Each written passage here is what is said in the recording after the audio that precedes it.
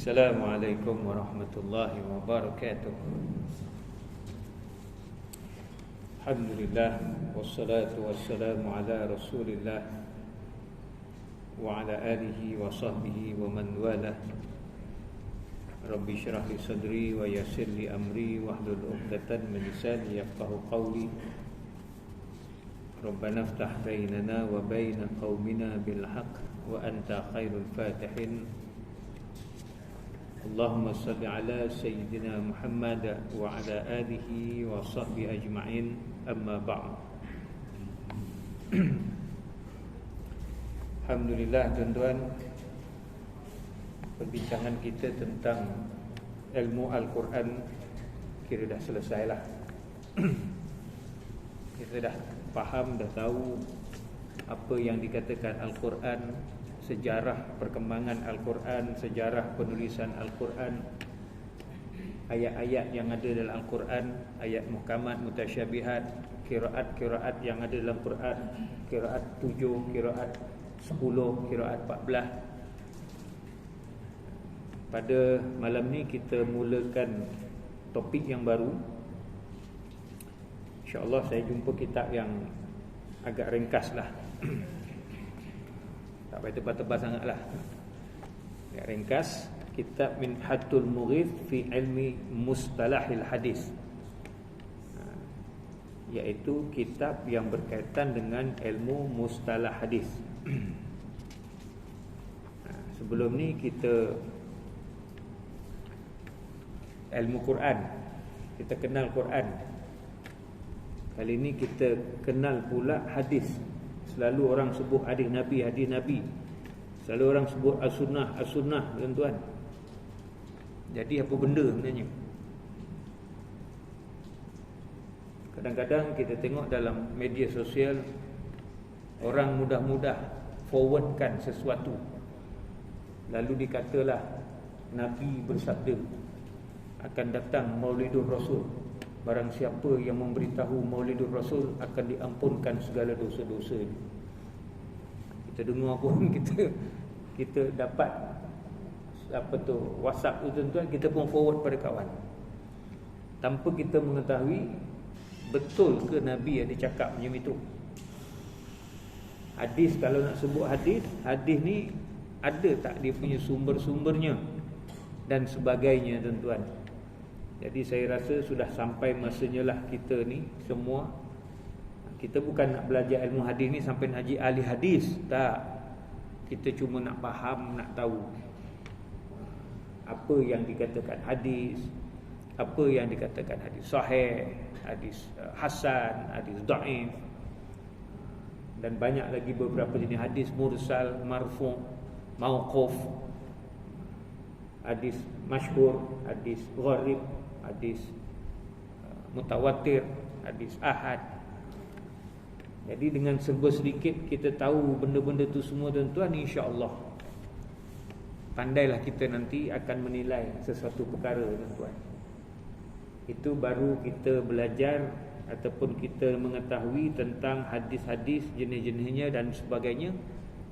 Kita belum masuk lagi dalam bab usul fiqh. Sebab dalam bab usul fiqh ni, tuan-tuan, bukan semua hadis yang diterima walaupun sahih diguna untuk dijadikan hujah. Itu kita kena faham juga, tuan-tuan. Baik, kitab ni, tuan-tuan, kitab ni asalnya bahasa Arab lah. Ditulis oleh Syekh Hafiz Hasan Al-Mas'udi, salah seorang ulama di Universiti Al-Azhar. Dan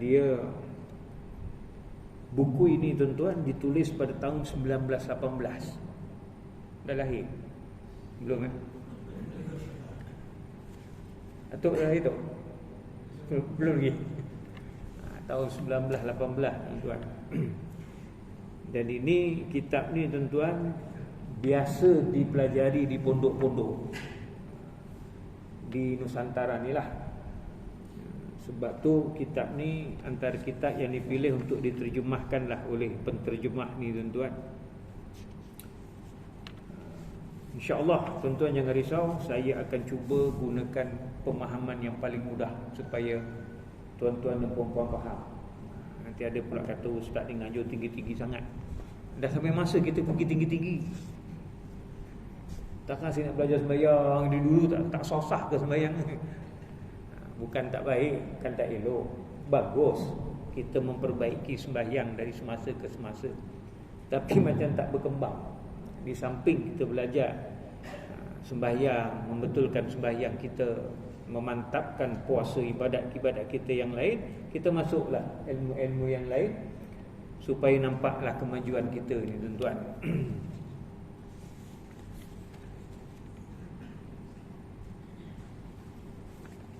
Kita terus masuk kepada muqaddimah. InsyaAllah akan datang kita akan bawa kitab ya. Satu RM10. Saya tengok tadi kat Shopee ada jual satu RM10. Dia kata belanja pos percuma. Kita tengok macam mana. Apa tuan-tuan, ada satu surau tuan-tuan, saya mengajar kitab Kifayatul Akhyar. Satu kitab dekat 100. Tebal. Mudah-mudahan dapat habis lah. Itu salah satu kitab turas dalam mazhab Syafi'i. Kitab Kifayatul Akhyar. Seronok tuan-tuan, kitab Kifayatul Akhyar ni. Benda yang kita tak pernah jumpa, kita jumpa. Sampai kata, oh boleh rupanya. Selama ni ingat tak boleh. Itu tuan-tuan. Itulah sedap, itulah seronoknya tuan-tuan. Kalau kita belajar memperbagaikan lagi kan. Baik, muqaddimahnya tuan-tuan, dia kata mabadi ilmil hadis dirayah, ataupun mabadi ni permulaan ataupun pengantar ataupun asas-asas kepada ilmu hadis dirayah. Di mana hadis ni tuan-tuan dia ada dua. Satu ilmu hadis dirayah, satu lagi ilmu hadis riwayah. Ilmu hadis riwayah ni ilmu meriwayatkan hadis. Ilmu hadis dirayah ni ilmu yang berkaitan dengan perkara-perkara yang bersangkutan dengan hadis-hadis yang diriwayatkan.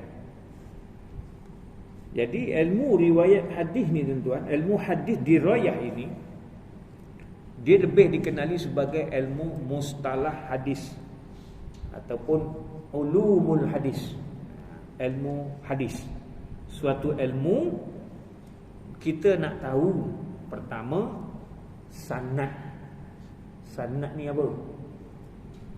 Sanad ni ialah orang yang meriwayat, yang bawa cerita hadis ni.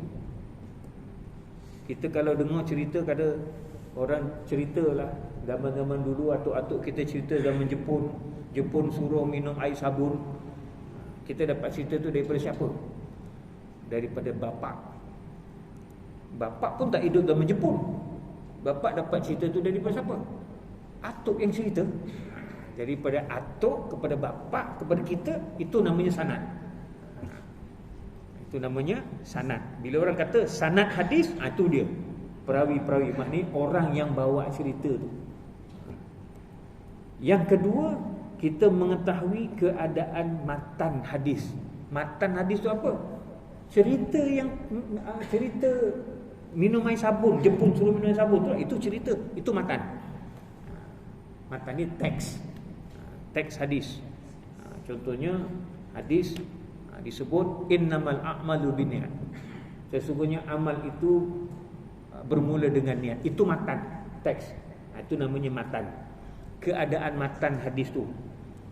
Itu ilmu hadis dirayah, dia bincang itu. Tadi bincang sanadnya. Sanadnya bersambung ke tak bersambung. Orang yang cerita tu okey ke tak okey ke kaki libung ke kaki temerang ke apa ke. Yang ketiga, cara bagaimana menerima hadis dan menyampaikannya. Kita dapat cerita masa zaman Jepun orang minum air sabun tu, macam mana kita capatkan cerita tu? Oh, dapat cerita tu daripada surat yang Abah tulis. Contoh, Abah tulis cerita tu, Abah dapat cerita tu daripada mana? Daripada atuk. Dia macam mana dia dapat daripada atuk? Oh, dia dapat tu dulu atuk cerita pakai mulut. Itu cara kita mengambil berita tu macam mana. Kemudian yang keempatnya ialah ilmu kita nak tahu sifat-sifat para perawi. Ilmu ar-rijal tu dia ada satu disiplin ilmu yang tersendiri. Tuan-tuan, bayangkan kalau ada 20,000 perawi hadis, maka 20,000 orang itu kita tahu, kena tahu seorang-seorang. Namanya siapa, lahir kat mana, sekolah kat mana, kahwin dengan siapa, dulu SPM dapat berapa, belajarnya sampai mana, kaki medang ke tak kaki medang, kaki temerang ke kaki temerang, pernah curi rambutan ke tidak. Itu hal ehwal perawi diketahui. Salah satu kitab yang membicarakan hal ehwal perawi ialah kitab Syiarul A'lam An-Nubala, karangan Imam Az-Zahabi. Tebal ni tuan-tuan kitabnya. Ulama hadis, nak jadi ulama hadis, dia kena tahu semua tu perawi-perawinya, seorang-seorang.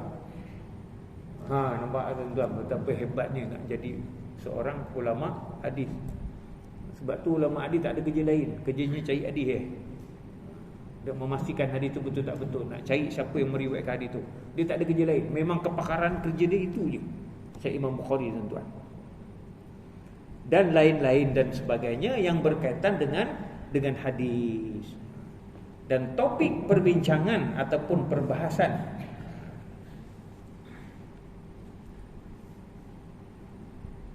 tujuannya, tujuan kenapa orang belajar ilmu hadis ni, tujuan kenapa dia nak tahu dia punya perawinya macam mana, orang yang bawa cerita tu macam mana, teks hadis tu, cerita hadis tu nak diketahui juga macam kenapa perlu tahu sifat-sifat perawi.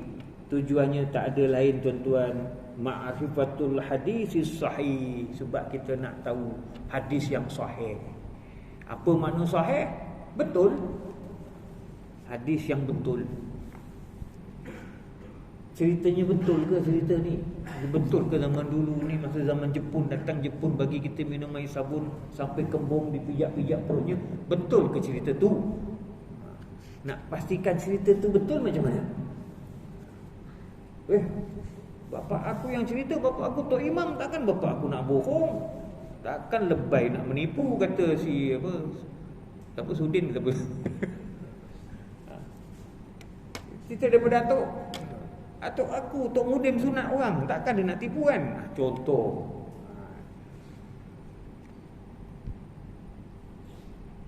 Dan orang yang mula-mula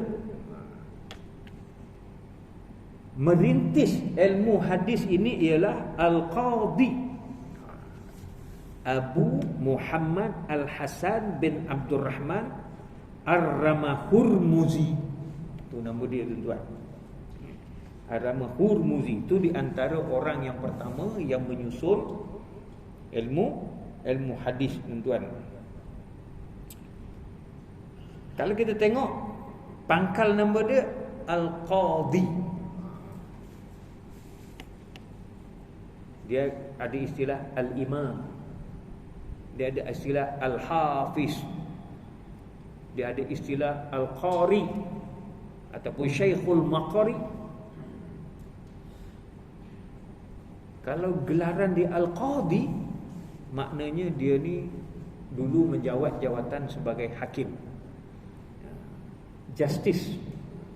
Orang sekarang panggil hakim mahkamah, hakim mahkamah agung contoh. Mahkamah agung dah tak ada kan, rasanya tak ada kot. Ketua hakim negara, siapa dia? Tun sekian-sekian. Kalau dulu Tun Hamid sebagai contoh, sekadar menyebut beberapa. Tun Saleh Abbas, itu kalau zaman kegemilangan Islam, dia akan dipanggil Al-Qadhi Saleh Abbas, sebab dia hakim. Dan hakim zaman itu tak macam hakim zaman sekarang. Hakim zaman itu bila dapat gelaran sandangan Al-Qadhi, maknanya dia seorang ulama yang bertaraf mujtahid. Sebab dia akan berijtihad untuk memberi hukuman kepada orang yang dibawa bicara kepada dia. Hukuman dia itu akan menjadi rujukan.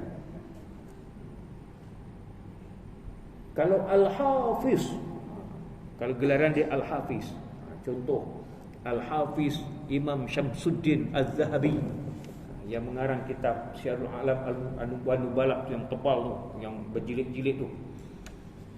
Sebelum Al-Hafiz Ibnu Hajar Al-Asqalani. Kalau namanya Al-Hafiz, maknanya dia seorang ulama hadis yang hafal puluhan ribu hadis. Bukan sikit, kita di 40 pun tak hafal, tuan. Dia bukan setakat hafal hadisnya innamal a'malu binniyat aja. Dia kena hafal setiap nama perawi tu. An Abu, an Ali, an Ahmad, an Abdullah bin Umar, anna Rasulullah SAW qala. Mak dia tahu. Bukan tahu itu je. An Abu, Abu tu siapa? Lahir kat mana? Bila dia lahir? An Ali, Ali tu siapa? Lahir kat mana? Bila dia lahir? Macam mana sifat dia? Dia ni kuat ingatan ataupun tidak? Contoh kalau pergi mengaji, contoh macam kat Universiti Al-Azhar dia lah. Saya memang tak berpeluang lah mengaji kat sana, tapi dengar cerita daripada kawan-kawan. Bukan Universiti Al-Azhar je lah, ada beberapa tempat di kita ni, wallahualam, dekat tempat kita ni tradisi pengajian ilmu hadis ni wallahualam. Tapi kat sana, katalah kita belajar hadis, kita bukan macam belajar hadis macam tempat kita. Baca hadis 40, kita baca lah hadis 40 Imam Nawawi, kita baca syarahnya sekian-sekian bla bla bla bla. Dia tak, okey. Seorang anak murid baca hadis. An Ali, an Abu, an Ahmad, contoh an Ali, an Abu, an Ahmad, an Abdullah bin Umar, qala Rasulullah SAW bla bla bla bla, sebut. Okey, cukup. Baca sekali an Abu. Okey. Abu dihuraikan, Abu tu siapa, lahir kat mana, umur apa ni, bangsa apa, mengaji kat mana, berapa hadis yang diriwayatkan, dia ni boleh dipercayai ke tidak. Okey, an Ali. Okey, Ali ni siapa? Disyarah tiap-tiap satu.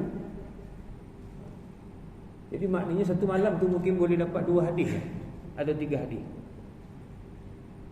Itu kehebatan orang yang belajar ilmu hadis. Tiada tradisi ni sekarang ni ada dekat belah Indo-Pakistan, di India. India ni antara sekarang ni jadi ladang hadis, tuan. Sebab tu ramai ulama-ulama hadis di India, macam Syekh Maulana Zakaria yang kita, yang kawan-kawan kita tabligh bawa tu kan. Itu muhaddis tuan. Muhaddis ni dia bawah sikit. Al-Hafiz tu di atas. Muhaddis ni bawah. Muhaddis ni dia hadis dia hafal ribu-ribu juga, tapi tak sebanyak Al-Hafiz. Itu muhaddis. Kat Malaysia ni wallahu alam, mungkin Maulana Asri Yusof pun antara yang boleh kita sebagai kata muhaddis lah. Tak sampai Al-Hafiz lagi tuan-tuan. Jauh sampai Al-Hafiz tuan-tuan. Al-Imam pula dia biasa merujuk kepada ulama-ulama fiqh.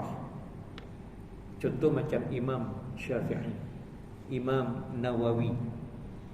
Al-Imam ni biasanya dia lebih tinggi daripada ulama hadis. Sebab Al-Imam ni dia mesti menguasai hadis-hadis.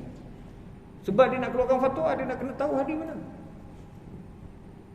Maknanya Imam Syafi'i tuan-tuan dia lebih hebat lagi daripada Imam Al-Bukhari. Sebab Imam Syafi'i sumber hadis dia tak rujuk pada Bukhari, sebab dia hidup sebelum Imam Bukhari. Dia belajar sendiri ilmu hadis tu daripada tok-tok guru hadis sampailah kepada Rasulullah. Imam tak samalah Imam Abu Hanifah, Imam Malik bin Anas, Imam Asy-Syafi'i, Imam Ahmad bin Hanbal. Macam Imam Abu Hanifah, dia tak ada kitab hadis dia sendiri, tapi anak murid dia adalah tulis hadis-hadis yang dibawa oleh Imam Abu Hanifah. Imam Malik, dia ada kitab hadis dia Al-Muwatta, tapi itu dia banyak kepada hadis-hadis fiqh. Imam Syafi'i pun tak ada kitab hadis dia sendiri, tapi ada anak murid dia yang kumpulkan semua hadis-hadis yang dia ajar masa kuliah, ditulis, namanya Musnad Imam Syafi'i. Imam Ahmad bin Hanbal dia ada kitab hadis dia sendiri. Dia memang dia ulama hadis macam Imam Bukhari. Sebab dia ada kitab Musnad Imam Ahmad bin Hanbal, riwayat Ahmad. Maknanya dia lah Ahmad bin Hanbal, tuan-tuan. Itu tadi hadis dirayah. Apa dia hadis, ilmu hadis riwayah? Ilmu hadis riwayah ialah suatu ilmu yang membicarakan perkara-perkara yang disandarkan kepada Nabi SAW. Sama ada perkataan Nabi, perbuatan Nabi, takrir Nabi, apa yang Nabi tetapkan, sifat-sifat Nabi, pakaian Nabi, apa yang Nabi makan. Kita nak cerita Nabi makan apa.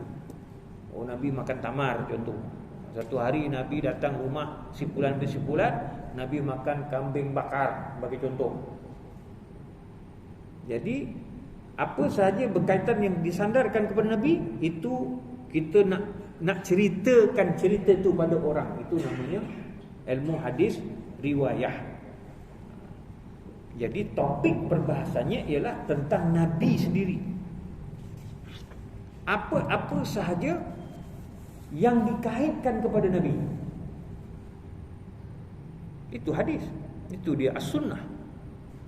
Tujuannya supaya terjaga daripada kesalahan apa-apa yang disandarkan kepada Nabi. Sebab tu jangan suka-suka kita mudah-mudah nak kata Nabi kata, Nabi cakap, itu Nabi itu senang sangat nak sandar kepada Nabi. Itu tak boleh begitu-begitu, sebab takut benda tu tak betul. Nabi makan belacan, betul? Nasib baik tak ada orang kata Nabi makan belacan, kan? Dan antara orang yang mula-mula menyusun tentang ilmu ini ialah Muhammad bin Shihab Az-Zuhri. Okey. Itu dua jenis ilmu hadis. Yang kita nak belajar ni ialah ilmu hadis dirayah, bukan ilmu hadis riwayat. Kalau tuan-tuan nak belajar ilmu hadis riwayat, tuan-tuan pergi India tu. Dia memang ada pengajian baca kitab Bukhari dari kulit ke kulit, dengan menyebut semua sanad-sanadnya dan mempelajari dia punya semua perawi-perawinya. Berapa tahun lebih kitab Bukhari ya? So, mungkin 3 tahun kot. Hari-hari ngadap tu bab al-imam, apa hadis Nabi, daripada simpulan daripada Nabi SAW. Nabi bersabda sekian. Okey, simpulan ni siapa? Katalah satu hari boleh habis 5 hadis. Yalah, takkan dia belajar tu aja kan, mungkin dia akan belajar yang lain pula. Katalah boleh habis satu hari 10 hadis. Sahih Bukhari ni ada berapa ribu hadis? Kiralah diri tuan-tuan, berapa tahun. Jadi maknanya bukan mudah-mudah nak jadi ustaz. Jadi ustaz mudah. Nak jadi ulama susah tuan-tuan. Bukan mudah-mudah je.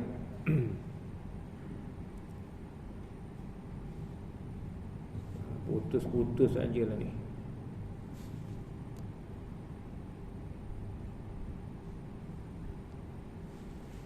Okey, penjelasan mengenai beberapa istilah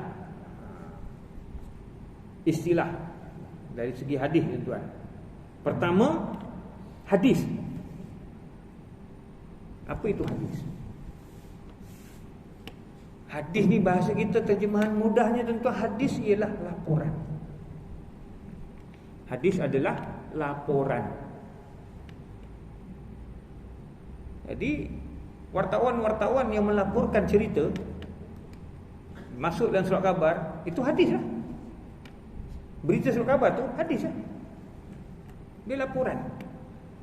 Wartawan melaporkan kejadian yang berlaku di Johor, banjir contoh. Itu hadis lah, laporan. Itu dari segi bahasanya tuan-tuan. Hadis juga bermaksud baru. Kalau kita belajar ilmu akidah, ilmu tauhid, mukhalafatuhu lil hawadis.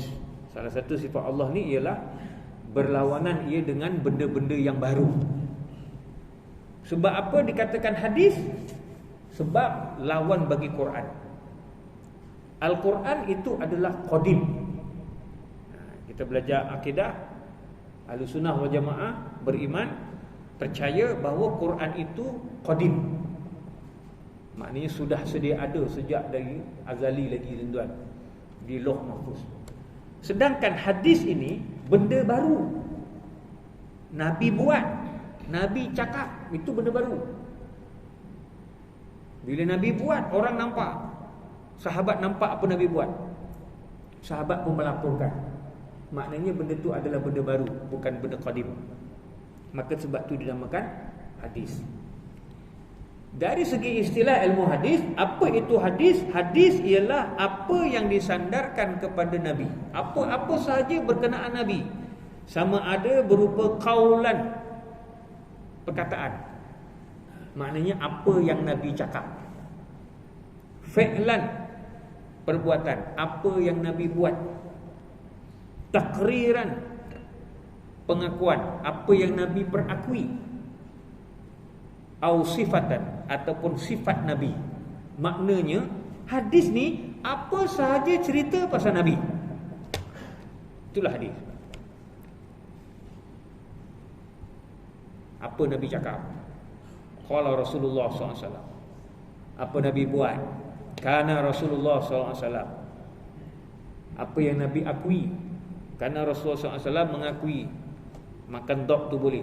Contoh, Nabi tak cakap apa-apa, tapi Nabi tak larang dan tak apa pun. Ataupun sifat-sifat Nabi kita cerita, nak cerita Nabi ni sifatnya sifat pemurah lah, sifat pengasihnya, sifat penyayangnya. Tu kitab Syama'il Al-Muhammadiyah, Imam At-Tirmizi menceritakan Nabi pakai baju apa, Nabi pakai selipar macam mana, Nabi pakai capal macam mana, pakai kasut macam mana, rambut Nabi macam mana, apa baju yang warna apa yang Nabi pakai. Itu semua hadis. Dan dalam istilahnya juga disebut as-sunnah. Sunnah ni perjalanan hidup Nabi. Maknanya kata perjalanan hidup Nabi, masa Nabi hidup tu tentu Nabi ada cakap, Nabi ada buat, Nabi ada memperakui tentang sesuatu. Masa di Nabi hidup tu Nabi pakai baju apa. Sebab tu sunnah sama dengan hadis. Sunnah sama dengan hadis. Khabar, surat khabar, laporan jugalah. Sebab tu setengah-setengah ulama kata khabar ni sama je macam hadis. Ya hadis juga, tapi orang jarang guna khabar. Ada khabar daripada Nabi. Tapi setengah-setengah kitab fiqh disebut kenapa perbuatan ini sunat dilakukan, kerana ada khabar daripada Nabi SAW. Maknanya ada hadis daripada Nabi SAW. Tu kalau tuan-tuan buka kitab, antara kitab Fathul Mu'in, dia akan sebut. Kalau buka kitab Melayu tak jumpa, kena buka kitab Arabnya baru jumpa. Limadha? Li khabari Nabi SAW. Maknanya ada khabar daripada minan Nabi SAW. Ada khabar daripada Nabi SAW. Jadi itu setengah ulama kata khabar pun sama dengan hadis. Kemudian asar. Asar ni tuan-tuan, asar ni selalu dinisbahkan kepada sahabat-sahabat Nabi. Apa yang Sayyidina Umar cakap, apa yang Sayyidina Umar buat, apa yang Sayyidina Abu Bakar cakap, lalu orang laporkan. Adapun Sayyidina Umar pada satu hari pergi ke sekian-sekian tempat sebagai contoh, maka itu asar. Walaupun ada ulama yang kata asar pun sama makna dengan hadis.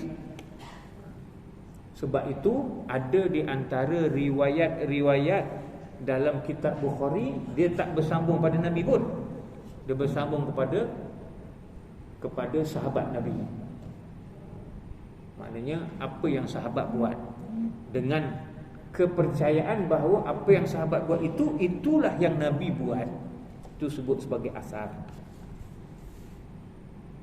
Matan, nanti kita akan jumpalah. Matan ni maknanya ialah teks hadis itu sendiri. Katalah qala Rasulullah sallallahu alaihi wasallam, Nabi SAW bersabda.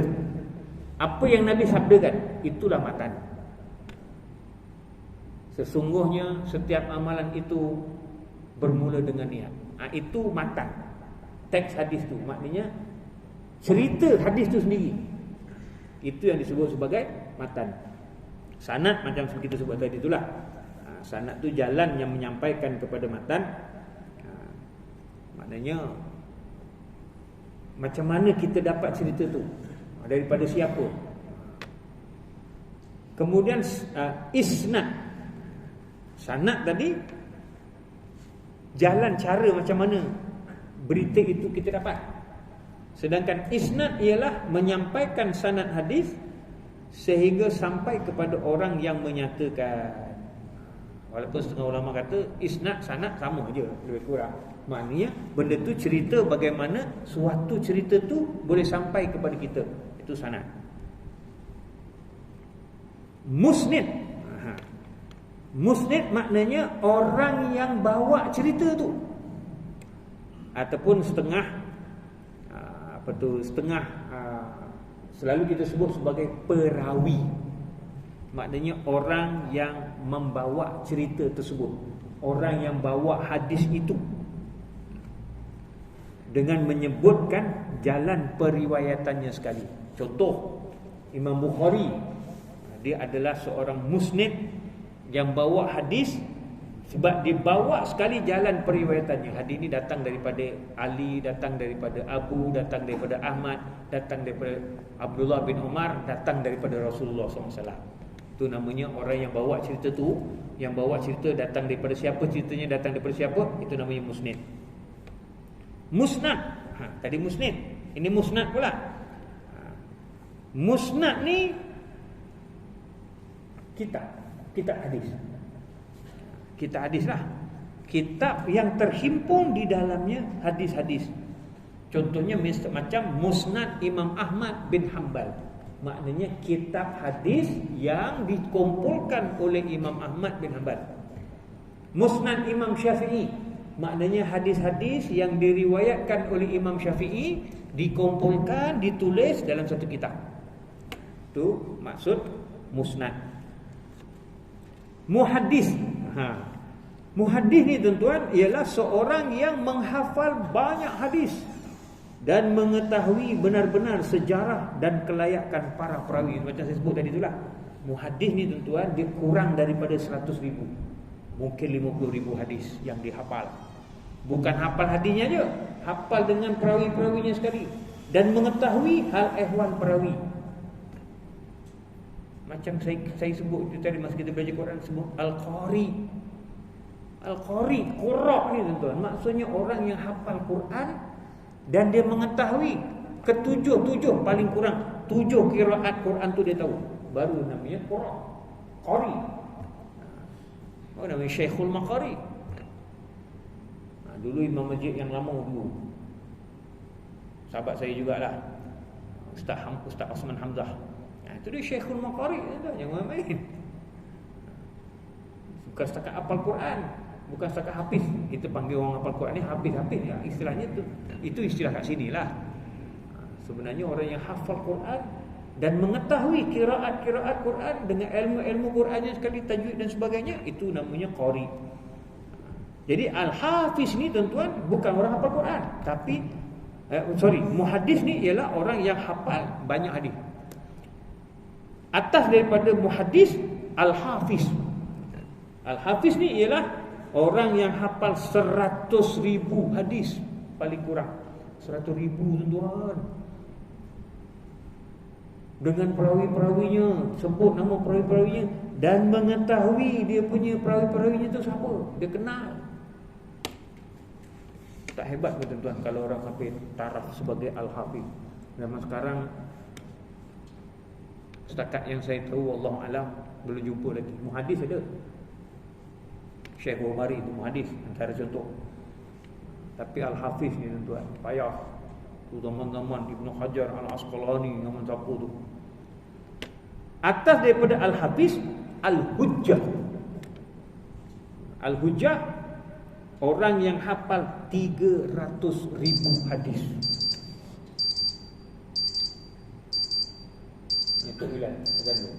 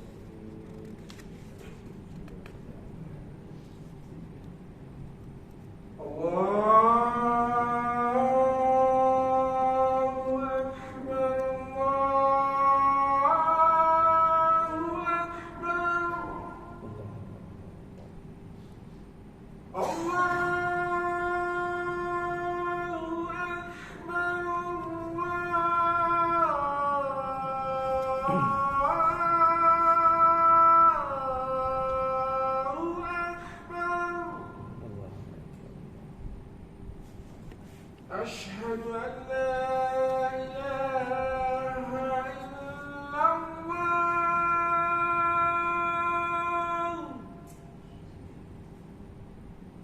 أشهد أن لا إله إلا الله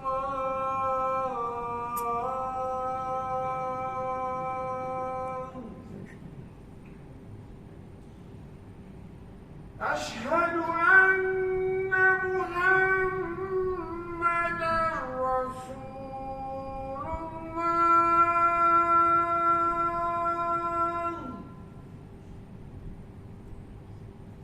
أشهد أن محمدًا رسول الله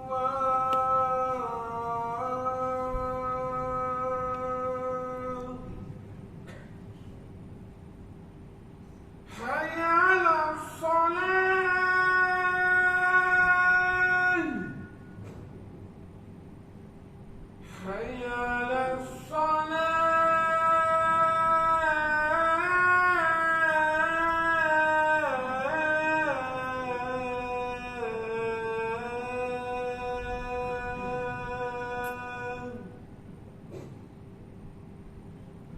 حي على الفلاح حي على الفلاح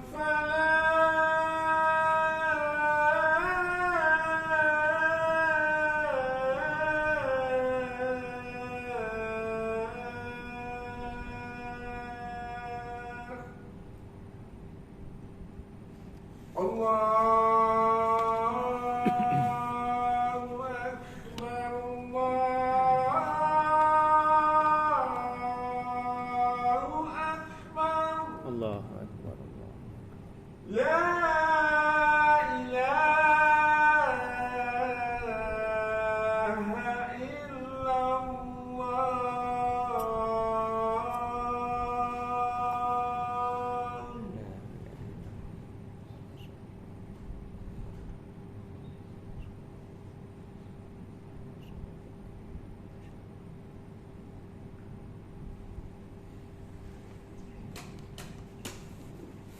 Okey tuan-tuan, Al-Hujjah kita sebut tadi, Al-Hafiz dia hafal 100,000 hadis dengan sanad-sanadnya sekali. Al-Hujjah 300,000 hadis dengan sanad-sanadnya, dengan tahu daripada ahwal perawi-perawinya. Dan yang akhir sekali ialah Al-Hakim. Al-Hakim ni lebih daripada 300,000 hadis. dengan arti kata seorang yang menguasai semua sunnah Nabi SAW, tuan. Memang Al-Hakim ni memang amat kadang-kadang lah. Kalau muhaddis tu mungkin banyak, kalau hafiz tu mungkin sedikit. Kalau hujah tu kadang-kadang jarang-jarang. Hakim tu kadang-kadang dia ada, tuan. Itu kedudukan orang-orang yang menguasai ilmu hadis. Ada soalan?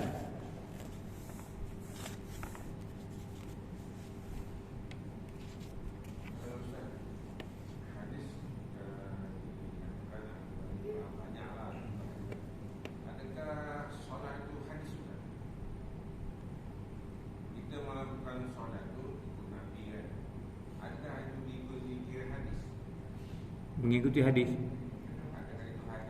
Yalah. Kita bersolat ni berpandukan kepada apa yang Nabi ajar. Apa yang Nabi ajar tu dilaporkan oleh perawi-perawi hadis. Maka kita solat berdasarkan pada hadis.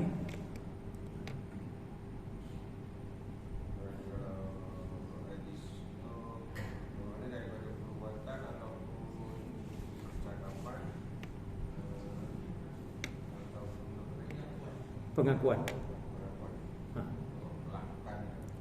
Tak, Nabi mengakui benda salah satu benda tu. Banyak. Yalah, Nabi hidup 13 tahun di Mekah, 10 tahun di Madinah, 23 tahun jadi Nabi. 23 tahun tu agak-agak kira, kalau kira jam tu berapa jam. Tentulah banyak benda yang Nabi cakap, banyak benda yang Nabi buat, yang kemudian dilaporkan oleh sahabat-sahabat Nabi. Sahabat Nabi laporkan kepada orang selepas daripadanya, orang selepas daripadanya laporkan kepada orang selepas daripadanya, sampailah kepada penulis-penulis kitab-kitab hadis ni. Dia orang tulis kat kitab. Selesai. Kalau tak ditulis, tak tahu apa jadi. Hadis susah serupa dengan sanad. Ya? Hadis serupa dengan sanad. Tak, sanad tu maksudnya orang yang melaporkan hadis tu. Hadis tu ialah keseluruhan laporan tu lah. Dalam laporan tu mesti ada siapa yang melapor, datang daripada mana laporan itu. Jadi hadis ni keseluruhan laporan tersebut, daripada orang yang melapor sampailah kepada laporan yang dilaporkan itu. Jadi kalau kita beres sembahyang tu, kita mengamalkan hadis lah, Ustaz.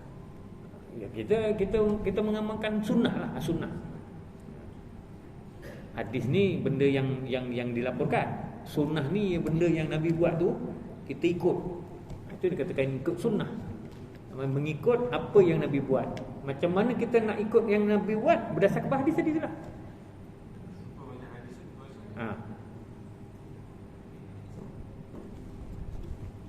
Allah alam. Kalau ada siapa nak sponsor kita ni boleh lah untuk majlis ni.